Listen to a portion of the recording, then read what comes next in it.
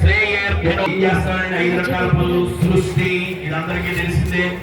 స్థితి అంటే దీన్ని సంరక్షణ చేసేటువంటి వాడు. లయము అంటే మళ్ళీ దీన్ని మహాకుంభ మేళలో ఏం చెబుతారు చెప్పండి? వేప పొలాలు మనకు ఫ్రీగా దొరుకుతాయి పల్లెటూరులో. బొట్లు పెట్టేవాడు, వీధులు పెట్టేవాడు. ఎలా చేస్తున్నారు? చేయండి, మంచిది. దానికి ముందు ఏం చేయాలి? మీరు చక్కగా ఒక ఆవు దూడని పిలిపించుకొని మీ ఇంటి దగ్గర పందిట్లో కట్టి చక్కగా దానికి పసుపు రాసి బొట్టు పెరించు. దేవ బ్రాహ్మణ మాన్యములు తప్ప అంటున్నాడు. నేను నిత్య సత్యమైనటువంటి యోగాన్ని సూర్య భగవానుడికి చెప్పాను. మొట్టమొదటిగా సూర్యుడికి చెప్పాడు. సూర్యుడు ఎప్పుడు వచ్చాడు? వాటి వాడు కాదే. సూర్యుడు ఈ సృష్టి ప్రారంభమైనప్పుడు మొదలైన వాడు చెప్పాడు. ఆ మనువు తన కుమారుడైనటువంటి ఇక్ష్వాకు వంశ ప్రభువులకి చెప్పాడు. ఆ విధంగా ఏనాడో ఉందండి భగవద్గీత. అర్జునుడికి చెప్పినప్పుడే భగవద్గీత పుట్టింది అనుకుంటే పొరపాటు.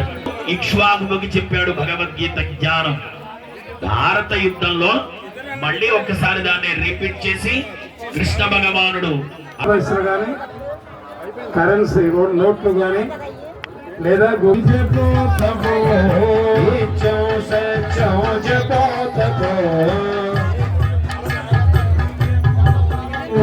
లేవాలమ్మా. గోవిందా ఓం జితంతే దక్షిణ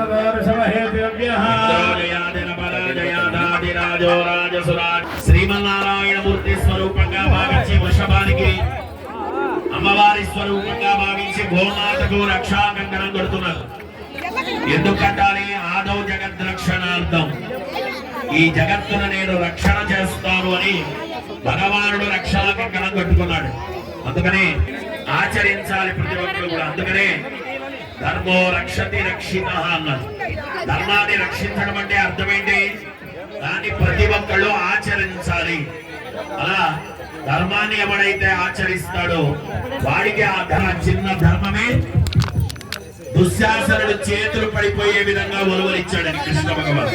అందుకని అలా చేసేటువంటి చిన్న చిన్న దాన ధర్మాలే అనంతమైన పుణ్య ఫలితాన్ని మనకిస్తాయి.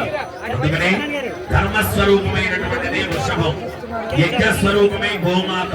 అందుకని అలాంటి గోమాతకు వృషభానికి యజ్ఞోప దివ్యమైనటువంటి రక్షా కంకణాన్ని ధరింపజేస్తూ ఉన్నారు.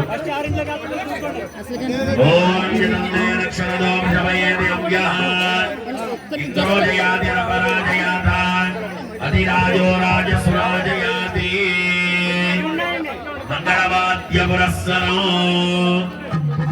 స్వరూపంగా యజ్ఞోపవీతాన్ని ధరింపజేయబోతూ ఉన్నారు. యజ్ఞోపవీతానికి 3 పోగులు ఉంటాయి. 3 కూడా 3 ధర్మాలని మనకి తెలియజేస్తాయి. ఒకటి మాతా పితృ రుణం. జన్మనిచ్చిన తల్లిదండ్రులని నిరంతరము సేవించాలి. నువ్వు 32 తీర్థయాత్రలు చేసినా, 1000 సార్లు అన్నదానం చేసినా, నీ తల్లిదండ్రులని నువ్వు ఆరాధన అచ్యుత గోత్రోద్భవస్య శ్రీ మహావిష్ణు శర్మణ పుత్రాయ. మహావిష్ణు శర్మ గారి యొక్క ప్రీతమ పుత్రుడు, విశ్వమంతా ఉన్నవాడు ప్రీతమ పుత్రుడు. ఇక పెండ్లి కుమారుడి యొక్క గోత్రనామాలు శ్రీమాత్రం చదువుకున్నాడు మీ వాడు. ఏమన్నా పిల్లనివ్వాలంటే కాస్త చదువు ఉండాలి కదా, ఏమున్నది ఆస్తి అని అడుగుతున్నారు.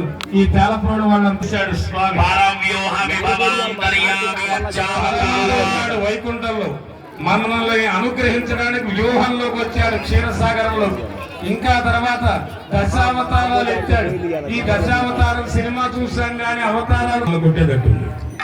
చక్కగా దాన్ని పాదాలు కడుగుతున్నారు. కొద్దిగా చల్లేయండి చాలు. మన అలవాటు పెళ్లి కొడుకే కాళ్ళు కడుగుతాం. గోదావరి జిల్లా వాళ్ళు పెళ్లి కూతురు కూడా కడుగుతారు. ఎందుకు? ఆవిడ లక్ష్మీదేవి.